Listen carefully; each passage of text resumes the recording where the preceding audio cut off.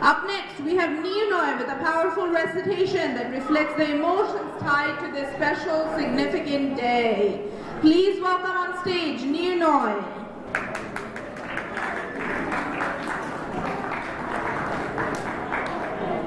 শুভ সন্ধ্যা। আমার নাম নির্ণয় সরকার। আমি এখন কবি শ্রী রজনীকান্ত সেনের লেখা স্বাধীনতার সুখ কবিতাটি আবৃত্তি করে শোনাচ্ছি। বাবুই পাখিরে ডাকি বলিছে চড়া, ঘুরে ঘরে থাকি করো শিল্পের পড়া। আমি থাকি মহাসুখে অট্টালিকা পড়ে, তুমি কত কষ্ট পাও রোদ বৃষ্টি ঝড়ে।